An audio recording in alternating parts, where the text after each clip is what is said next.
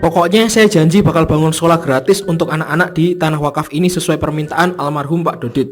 Dana bantuannya juga sudah saya ajukan ke pusat. Wah, Pak Ahmad ini memang amanah.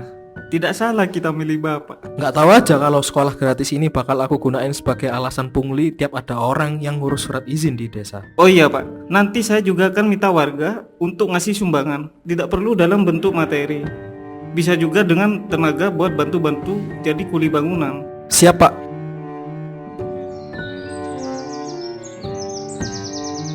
Selamat pagi Pak, ada yang bisa saya bantu? Selamat pagi Bu, saya mau mengurus pembuatan akte tanah. Dokumennya sudah dibawa semua ya Pak?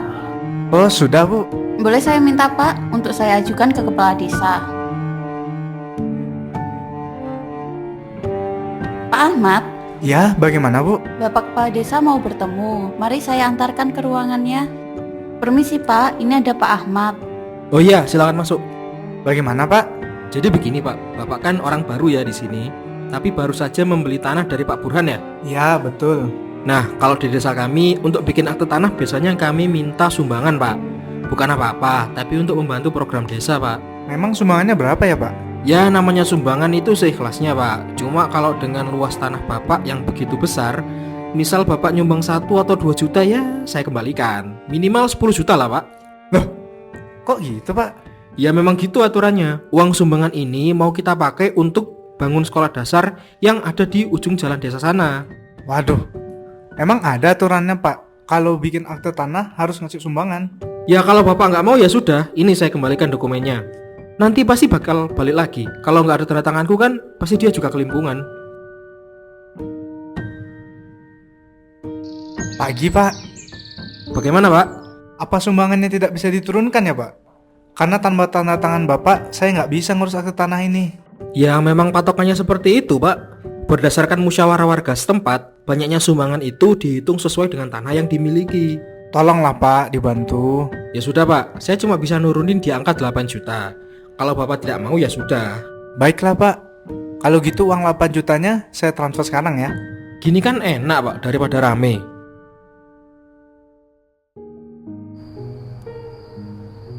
Sumbangan uang 8 juta ini nanti anaknya buat beli apa dulu ya? Si Ahmad baru dapat duit ternyata. Uang ini kan sumbangan buat bangun SD. Nanti aku info ke Pak Rahmat deh. Gimana pun dia sesepuh desa ini.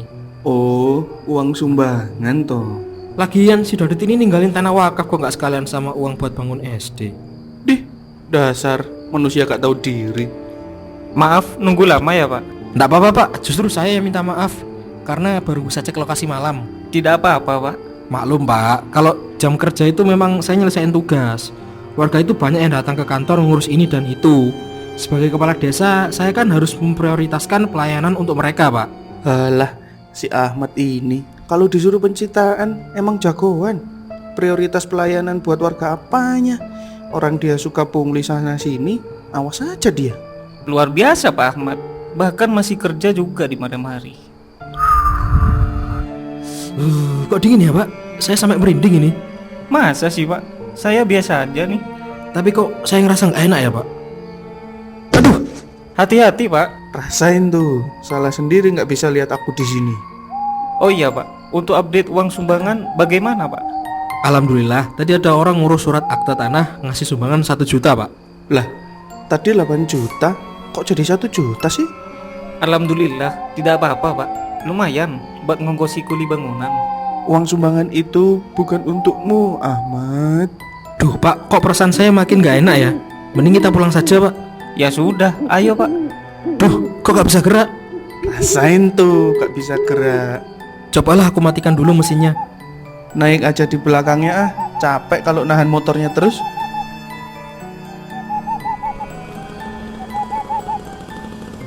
Orang seperti ini harus dikasih azab instan biar tahu rasa. Bisa-bisanya melakukan pungli lalu dikorupsi lagi.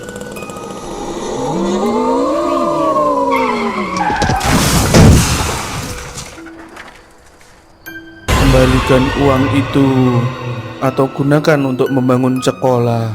Dodit, aku minta maaf. Kita udah nimbun jenazah tapi tanahnya kurang terus, Pak. Tolong Pak, coba ditimbun lagi.